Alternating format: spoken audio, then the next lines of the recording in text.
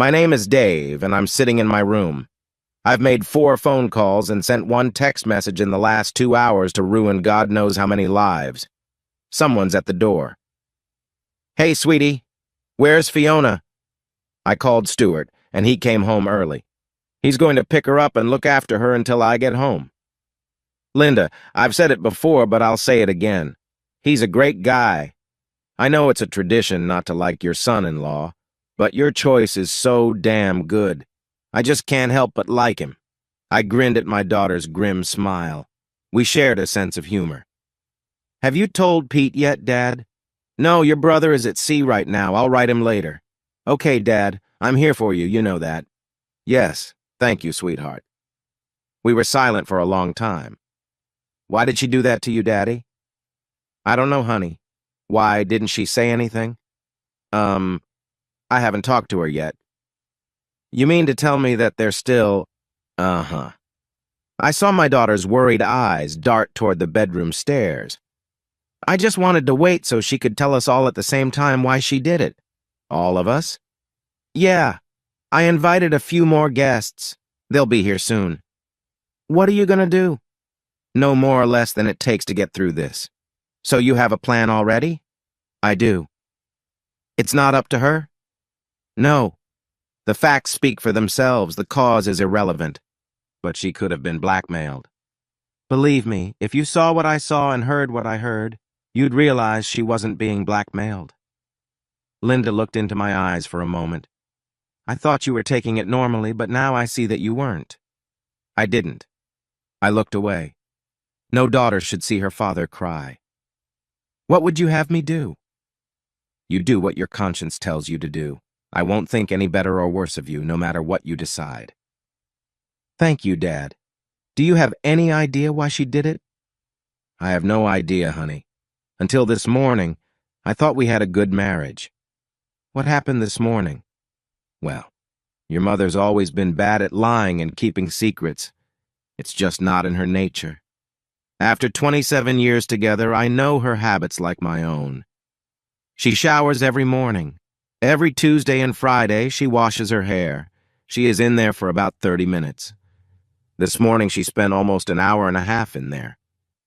When I walked in there to tell her she was going to be late for work, I saw what kind of underwear she was wearing and what she was going to wear. It wasn't her usual office clothes. I asked her what her plans were for the day, and she said nothing out of the ordinary, just work. She was lying. Every time she thought she was going to be late for work, she started to worry. This morning, she was as cold as a cucumber. That's when I realized she wasn't going to work. So what did you do? I canceled work and parked a little further down the street. I was going to follow her when she left, but she wasn't going anywhere. I stayed there until the guy she works with at the real estate agency showed up around 11:30. I snuck in and made sure it was exactly what I expected, and then started thinking about what I should do. After that, I made a few phone calls, and here we are. Were there any leads, Dad, before today? I thought you were doing well. No, honey, nothing. As far as I knew, I loved her, and she loved me. We were going to work a few more years and then retire and live happily ever after. Daddy, I have to ask you something. Did you ever... Don't even say it, Linda. No, I never betrayed your mother. I've never disrespected a woman so much in my life. Even when our sex life pretty much died a couple years ago, I just let it go. What? You haven't had sex in 2 years? No, your mother was never overtly sexual. She just didn't seem to enjoy it very much. Sure, she seemed to enjoy it when we started, but that was in the beginning. When she went through menopause 2 years ago, everything just completely dried up. So when you found her today, it must have hit hard? I let my steely gaze answer that for me. At that moment, there was another quiet knock on the door. I opened it and saw my father-in-law standing there. Come in, Paul. Thanks, Dave. Where is she? Upstairs in our bedroom. Okay. I'll have to see for myself. I understand. Just don't disturb her, please. The old man went up the stairs and came down a minute later, looking even older. He sank heavily into a chair. I poured him a whiskey and he drank it down. I can't believe she would do that to you. She knows how devastated you were when your fiancé cheated on you. After all, she helped pick up your pieces. Not only that, she knows how devastated I was when I caught her mother when she ran off with this asshole, leaving me and the kids behind. I'm sorry, but I have to get out of here. I guess a woman shouldn't see her grandfather crying. I walked him to the door. Linda pretended like she was going to follow us, but I waved her off. I wanted the old man to retain the remnants of his pride.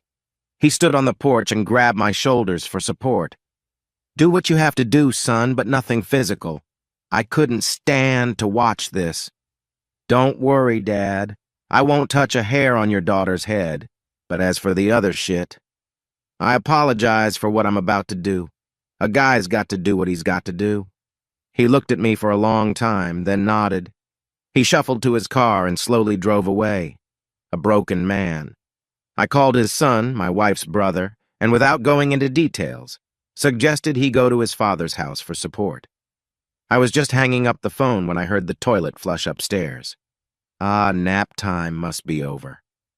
I joined Linda, and for a few minutes we sat in silence. Soon we heard the creaking of the bed and the sounds of passion. See, Linda, does this look like blackmail to you? No, Dad.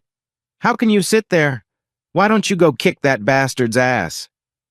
Well, it's not easy, honey, but I have the ability to shut off my emotional side, sort of detach myself from all feelings. So why torture yourself? Why not go upstairs and stop it? Throw the whore out? We have another visitor. As if on cue, there was another knock on the door. I opened to a sensible lady a few years younger than me. Surprisingly, she had a boy and a girl with her. They looked like teenagers. Is this Mr. Brown? Yes, please, call me Dave. I'm Jenny Smith, and these are my children, Robert and Sarah. I picked them up from school. If what you say is true, I wanted them here. If only to realize that it was their father who destroyed our family. I shook Robert's hand. It was surprisingly firm. I introduced them all to Linda. You said you had proof, Dave? In response, I reached into my pants, which were lying on the armrest of the couch, and pulled out my wallet. I held it out to Jenny. She opened it and looked at the driver's license. A tear rolled out of her eye. She must have hoped what I'd said on the phone was a mistake. Her face was suddenly petrified. Well, Dave, where are they? In response, I simply put my finger to my lips in the international symbol of silence. We sat there, listening to the grunts and groans. Son of a bitch, you haven't run into them yet? No, I wanted us to act as a team. I just made a video for us that I'm happy to share. I also set up a tape recorder and stuck it under the bed. We can go right now if you want. I suggest the kids wait until we meet up with the, worthy performers. Yeah, you're right. Wait a minute, I have a locksmith to change the locks on my house. I was just waiting to see if you were right. I'm not really surprised. It's not the first time.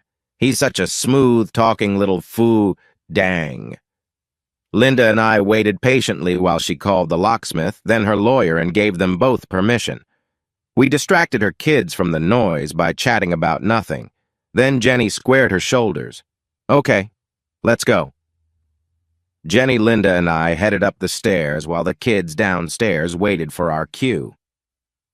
After Jenny peered furtively through the doorway, I gestured for them to stay away, and I entered the room myself.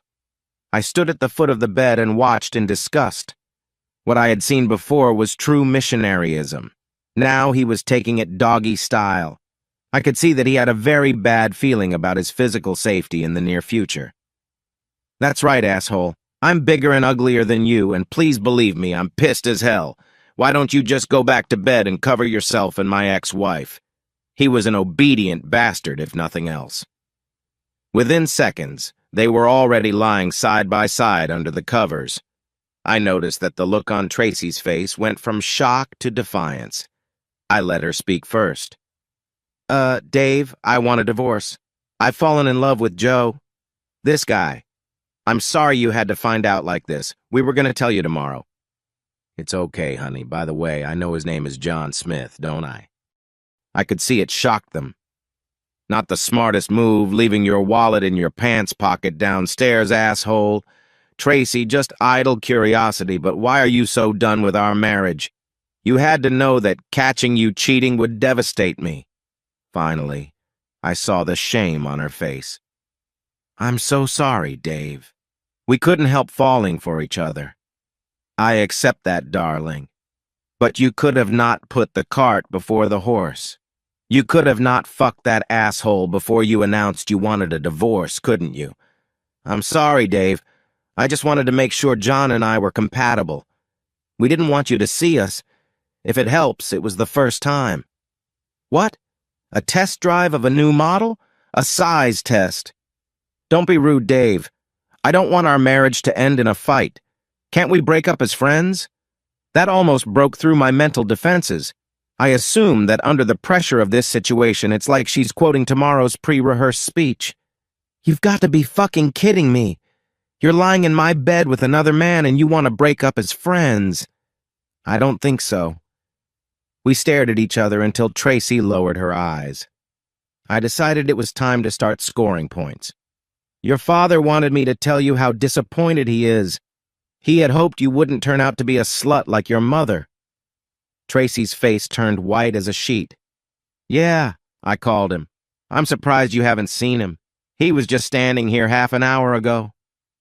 Why? Because, bitch, I wanted you to start feeling the same pain I've been feeling since that asshole showed up. I don't know what the kids would think of that. Oh, God, Dave, please don't tell the kids, please. Sorry, honey, too late. Linda took this moment to appear in the doorway. Tracy took one look, shrieked, and hid her face under the sheet.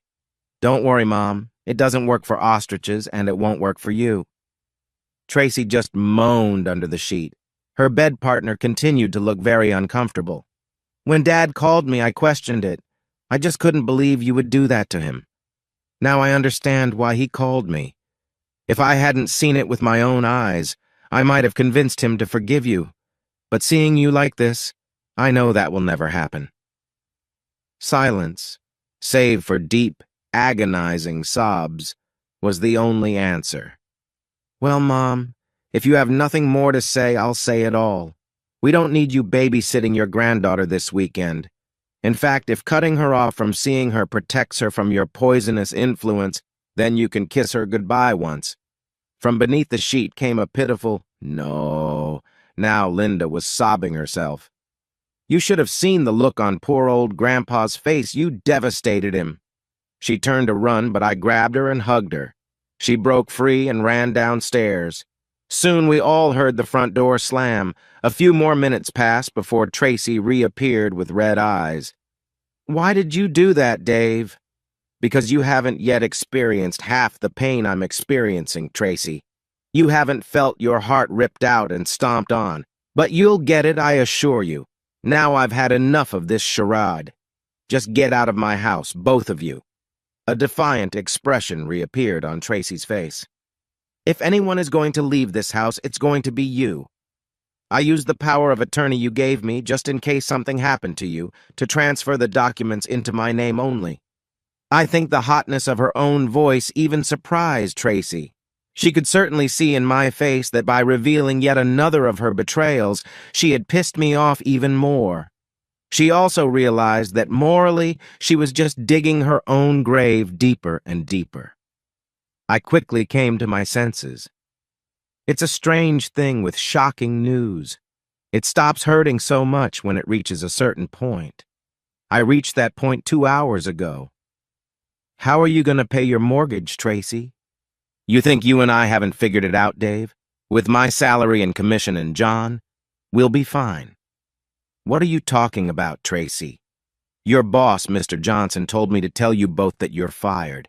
He would have told you himself, but apparently both phones are disconnected. Good Christian soul that he is, he had a vague idea of two married assholes like you cheating during work hours. You didn't tell him, Dave. Tell me you didn't. Uh-huh. And send him some nice pictures. Tracy's bedmate had finally found his voice. How do you know I'm married? Do you remember your driver's license? Phone book, cell phone, easy. Wife Jenny, about 5'6", pretty redhead. Kids, Robert and Sarah, look like good kids. Please, Mr. Brown, don't tell my wife. Why not? You haven't finished emptying all your bank accounts in preparation for sailing off into the sunset with my wife. She's getting the house. Just give me a chance to speak softly to her, please. She doesn't deserve this. I still love her in my own way. She doesn't deserve to find out. What, she doesn't? Yeah, you're right. Unfortunately, it's too late. I didn't need to turn around to know exactly when Jenny and her kids walked through the door. His face spoke for itself. The look on his face was priceless. Yes, it is too late, my dear husband. I am eternally grateful to Mr. Brown for bringing this to my attention. Just so you know, the video he'll give me should be enough to activate the post-marriage contract we drew up last time I forgave you. Tracy turned her head to look at her bed partner. In my detached state, I lazily wondered why.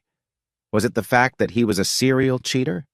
Or was it the news that their financial plans were now thwarted? My house has had the locks changed a long time ago. If you want to come by in the morning to get your stuff, it'll be in the dumpster I'm going to hire this afternoon. Throughout this tirade, poor John stared in horror at his feet. I found out later that he was the one who seduced Tracy, but the test drive was her idea. In fact, his plan was to tell his wife and family the next day. He looked longingly at his wife, then glimpsed the children, but couldn't look them in the eye for long. Jenny was losing control of herself, but came to her senses briefly.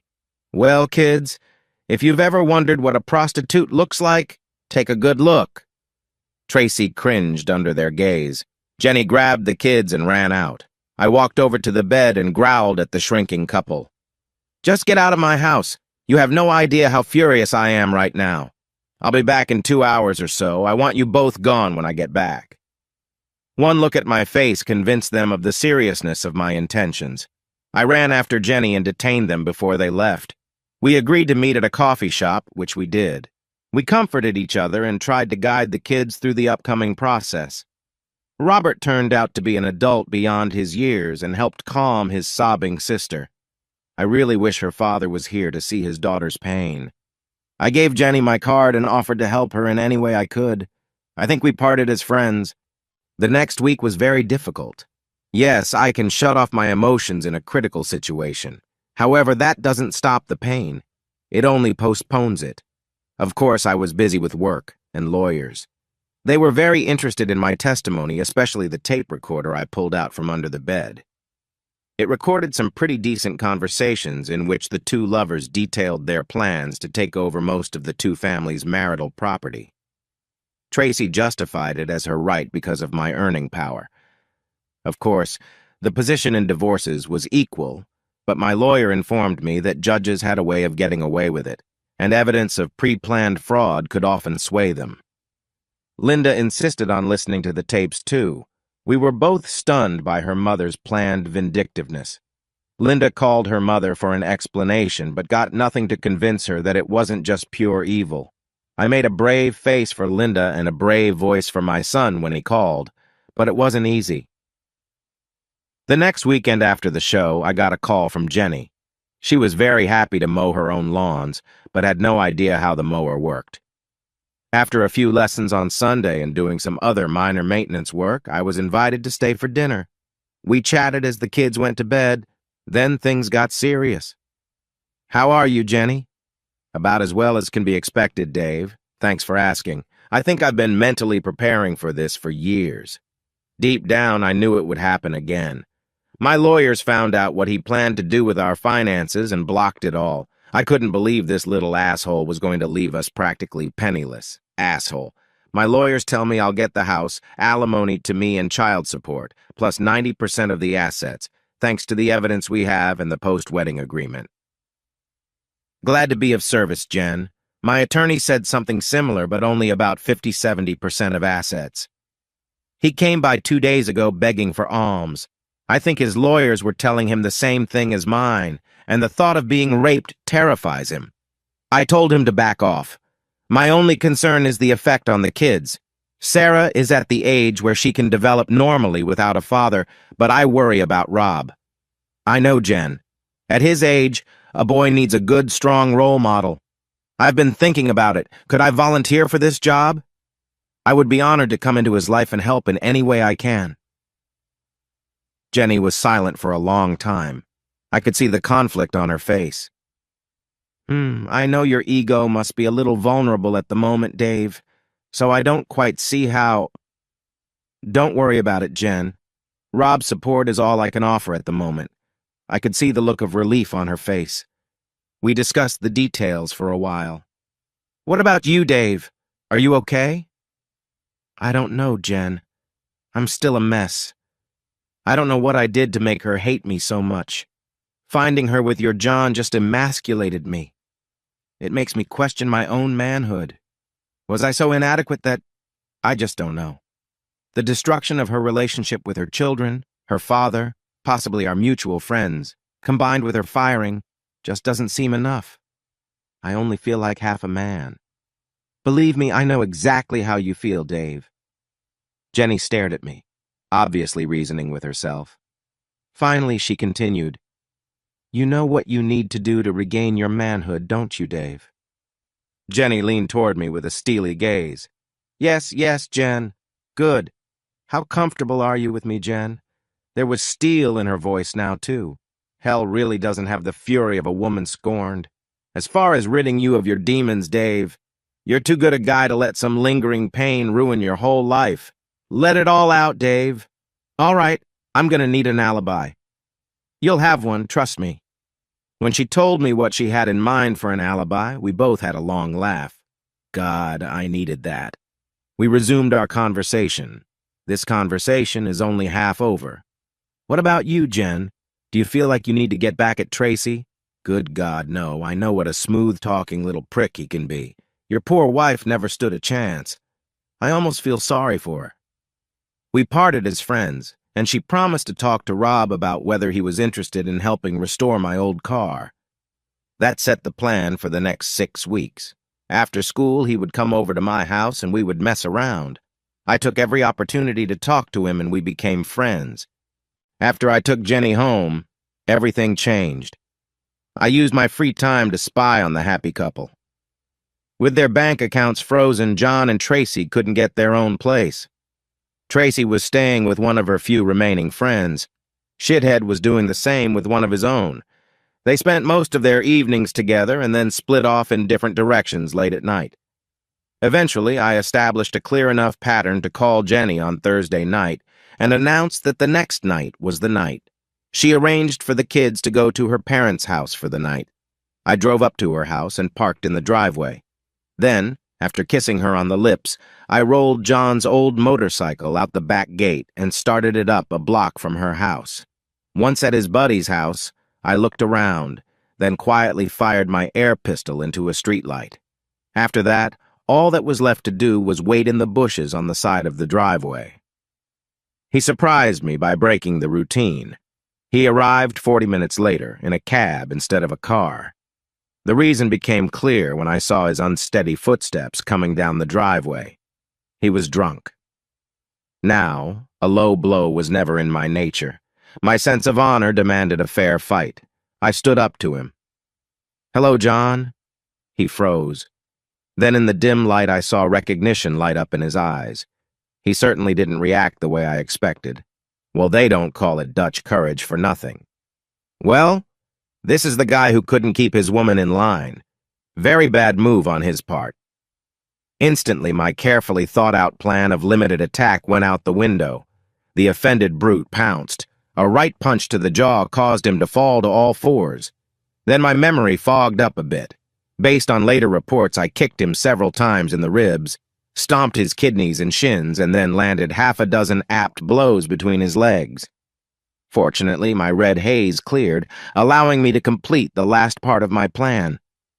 I picked up his emotionless body and threw him into the middle of the road. Maybe the police would think he was another unfortunate victim of a hit-and-run, maybe not.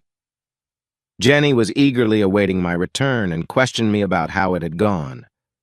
She didn't seem upset that I had disrupted my plan in anger. Upset people don't usually smile like Cheshire cats. When she had all the dirty details, I excused myself to go take a shower and get rid of any potential evidence. I checked for bruises on my knuckles. Everything was fine. My eyes were closed when I felt a cool breeze and then warm skin. A pair of arms wrapped around me from behind. "I thought you didn't want this." "Fuck what I want. You need this. You got the man. Now you need to get his woman." I turned around, and we kissed. God, I needed that. We finally got away from each other. Besides, when the police come to check my alibi, I want to be as convincing as possible. Now finish up and go to the bedroom. Who am I to refuse a lady's request? Still wet, I threw her on the bed. Normally, as a lover, I pride myself on my attention to a woman. Today, there was none of that. I took her as long and as hard as I could. As far as I could tell, she was enjoying it too. I woke up in the pre-dawn light when I felt her slide back into bed. She snuggled up against me. "I'm so sorry, Jen. I was really tired last night. I hope you weren't too disappointed." "If that was you in second gear, God help me when I get your third." I continued to gently make love to her a few more times.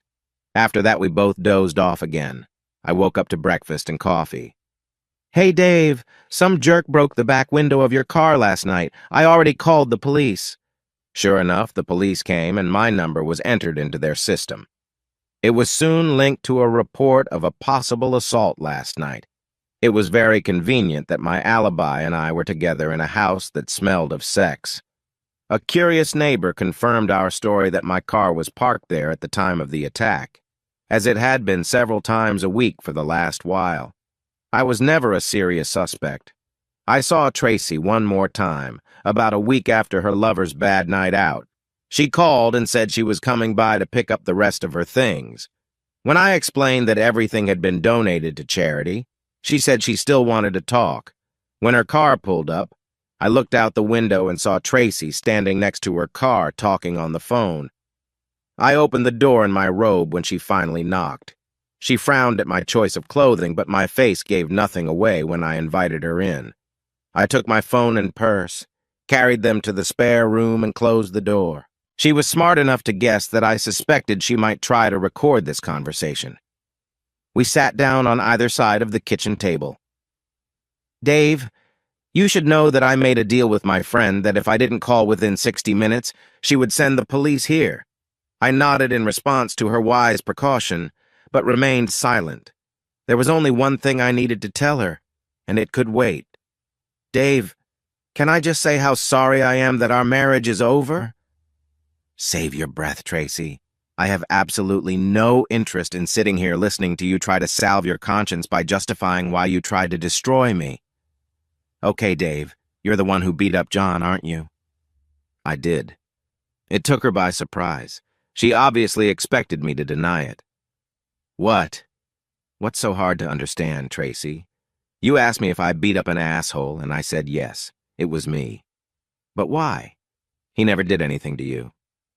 Look, Tracy, extramarital sex can't screw up your brain that fast. When I saw you sleeping with him, it completely emasculated me.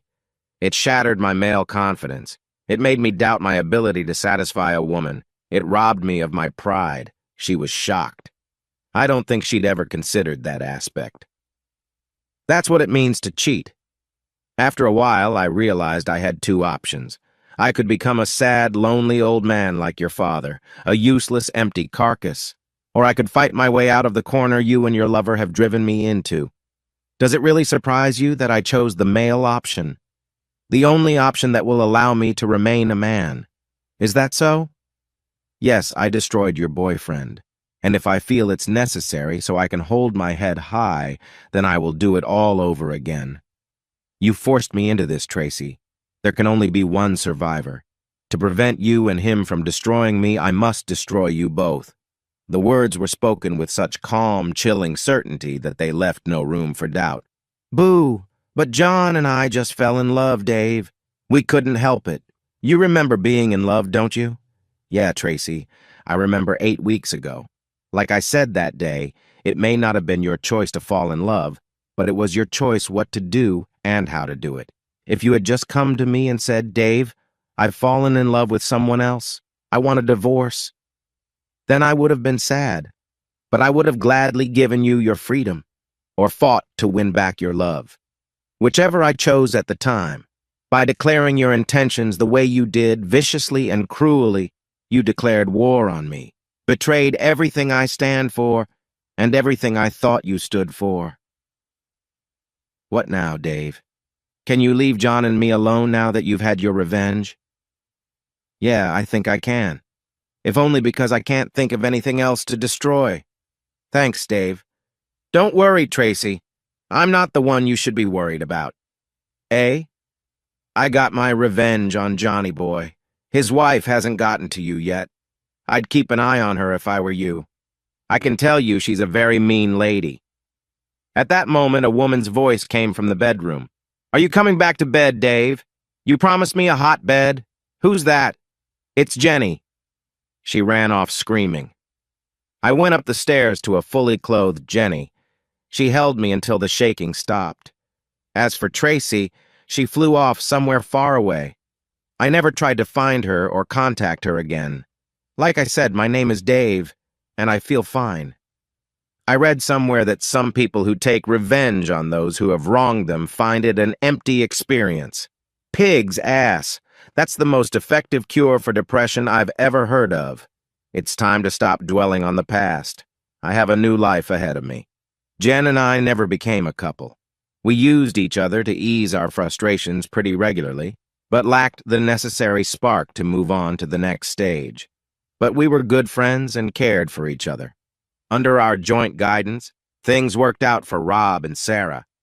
I backed off when potential boyfriends were around her and stayed out of her bed until their relationship ended. One or two of them were a little scared of me, as I told them that if they hurt her in any way, they would have to answer to me. Before the last one proposed to her, he even asked my permission. He was a great guy, and I happily blessed their union. The wedding was very emotional. Her father left, and she asked me to walk her down the aisle. Oh. At the wedding, she introduced me to an old friend of hers. With my Jenny and self-therapy, I have become balanced enough to have a normal relationship, and am now considering asking Jenny to marry me. Well, why not? If it wasn't for the payback I put on the two crooks, would I have recovered enough to lead a normal life? Hell no. My name is Tracy, and for the past 2 years my life has been hell. I think I can justify what I did back then. However, it's much harder to justify what I did last week. Looking back, I realized that my life with Dave was good. However, it has become stale. The only thing I have left is my first granddaughter. So when John started showing interest in me as a woman, I felt like a teenager again. He was attentive and caring, and what can I say? He swept me off my feet. In the back of my mind, I knew something was wrong with us, but it felt so damn good. Our relationship followed the usual pattern of talking, dating, kissing. I don't remember guilt ever being an issue. By the time we crossed the line and kissed, I already knew I loved him and he loved me. We planned to leave our spouses and get married. My friend Carol, who had gone through a difficult divorce, explained that her ex had taken over all the assets from the beginning, and it was very difficult for her to even hire a lawyer. That's why John and I quietly took control. I didn't know how his wife would react, but I was pretty sure my Dave would not be happy. We had talked often about what cheating was, and I realized I would be out of line before John and I even announced our decision.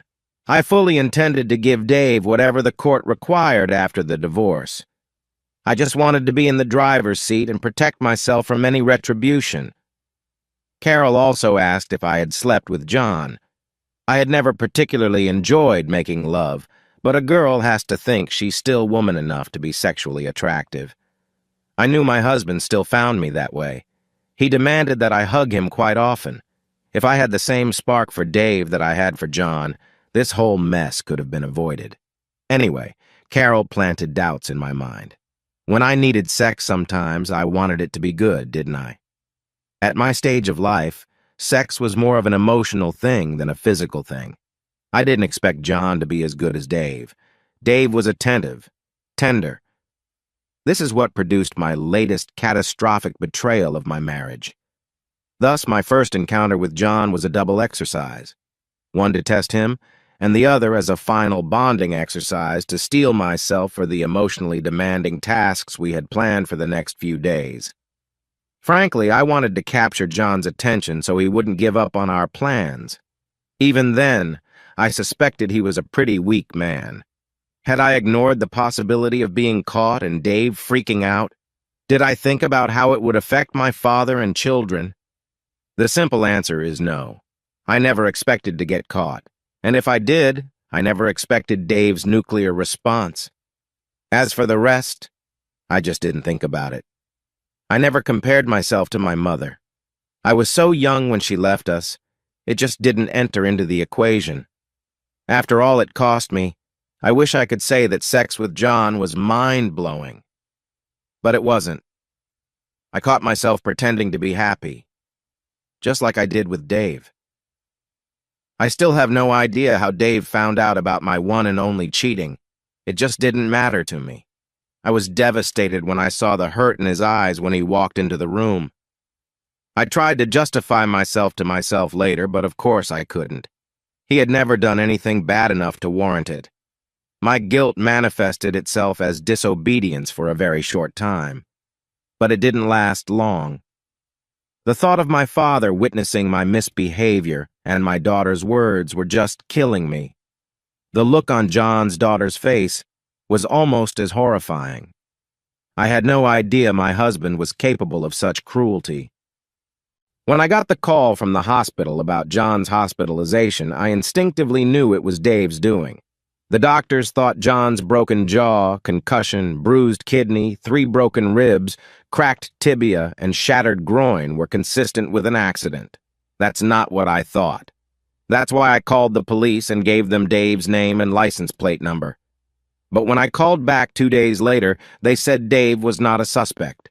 That's why I stayed with John all week while he was in the hospital. I knew he needed my protection. Until 2 months ago, if you'd asked me if my Dave was capable of this, I would have said no way. Within 15 minutes in my old bedroom, I glimpsed a new one, Dave's monster. The monster I knew I had created, a monster more than capable of boundless cruelty. Yes, I just knew it was Dave. That's why, just before John was discharged, I called Dave and arranged to meet at our old house. This shit had to stop. Hadn't he gotten his revenge yet? John and I were both destroyed. We needed to face it. I was sad to walk to my front door. Not as sad as I expected from the upcoming conversation. How had I gone from loving a man to thinking of him as an enemy in such a short time? Before ringing the doorbell, I called Carol and told her to call the police if she didn't hear from me in an hour. The door was opened by Dave in a bathrobe. Unusual. There was no expression on his face as he invited me in. When he asked me to hand over my phone and purse, I scolded myself for not thinking to bring my voice recorder. Then I asked myself why. He would never admit to the assault. I quickly glanced at the stranger I had known for over 27 years. I felt remorse for the way our marriage had ended. By explaining how I fell, I hoped to ease his pain and maybe get him to back off a little. He shut me down as soon as I started, said he wasn't interested in why. His tone was harsh and his expression blank. Who was this guy? I didn't recognize the face or the voice. I was stunned when he nonchalantly admitted to beating up John. When I heard his motivation, I realized why he did it. Let's just say it did nothing to assuage my conscience. I genuinely didn't understand why Dave hated John so much. He, of course, was very quick to put that thought in my head. I suddenly realized how self-centered I had become. It blinded me and allowed me to rationalize the completely unacceptable. I suddenly realized not only what we were being punished for, but that judging by the look on Dave's face, there was more to it. My question of whether he remembered what love was part of my prepared speech. His answer was like a knife stabbed into my stomach. How else could a decent man feel? I knew I had to run. I didn't realize John's wife was a physical threat until I heard Dave's words. With a flash of insight, I suddenly sort of found myself in her shoes. What would I do if she did to me what I'd done to her? A chill ran down my spine. When I discovered she was upstairs, I ran. I picked John up from the hospital and we both ran. Both divorces were finalized. The papers were delivered to our mailbox located 2 towns away from my new home. The stress of living anonymously with no friends and constantly looking over my shoulder was overwhelming. Eventually, we had some money. The waiting was hard. 6 months later, John and I were married. Looking back, we were 2 shipwrecked people thrown together, and that was a mistake. I also think one of the motivations was that by getting married, we could retrospectively justify the pain we had caused to many, especially ourselves. My most recent fall started innocuously enough. John's only remaining testicle never worked. He was completely unable to get an erection. We could never afford the course of testosterone treatment needed to alleviate this problem. This caused him to be cranky, insecure, and jealous. Let's face it, a marriage based on infidelity is an uphill battle from the start. His nagging made me very unfriendly, too. A friend of mine recommended ZHT therapy to me. She had cured her similar condition that way. I quipped about the likely cost, but she explained that since every other woman over 45 was treated, it was much cheaper than testosterone therapy. One more visit to the doctor, and like magic, my life returned to a happy normalcy. My doctor warned me that one of the side effects of estrogen pills is the revival of my libido. He said this with a smirk, as if it was a good thing. However, when it happens to the wife of a man with erectile dysfunction, it is very devastating. I felt more horny than I ever had after the first 5 years of my marriage to Dave. John dismissed my pleas for sex, which might have helped. When a guy at my new job started showing interest in me, I couldn't help but respond. He was much younger than me, and it was very flattering. Hiding our dating was extremely difficult. The insanely jealous John was much harder to fool than Dave. The first time we kissed, I felt like I'd been electrocuted. Not from excitement, but from a strong sense of déjà vu. I refused to go through it again. I refused to cheat. I thought long and hard, but I finally came up with a solution. It was far from perfect, but John had to respect my motives, didn't he? So I sat John down on Thursday night last week and told him as gently as possible that I wouldn't be home on Friday night. I have a lover to meet. I will be discreet. It's just sex, and I will never rub his nose in it. I took his silence Thursday night and Friday morning as reluctant agreement. After treating me to dinner and a disappointingly short sex session, my new lover fell asleep. Embarrassed, I went home to the trailer where John and I lived. He wasn't there. The wail of sirens at dawn alerted me to the fact that he was hanging swinging from a tree. I did it again. Destroyed the man. I prepared myself for the payback I knew he had orchestrated. I was surprised to find that it consisted only of a suicide note and a letter to his lawyer. So, the suicide note was emailed to all of our remaining friends who immediately dumped me. The letter to his attorney was to change the beneficiaries of his insurance policy and his will from me to his children. When will I learn? Never touch a man's pride.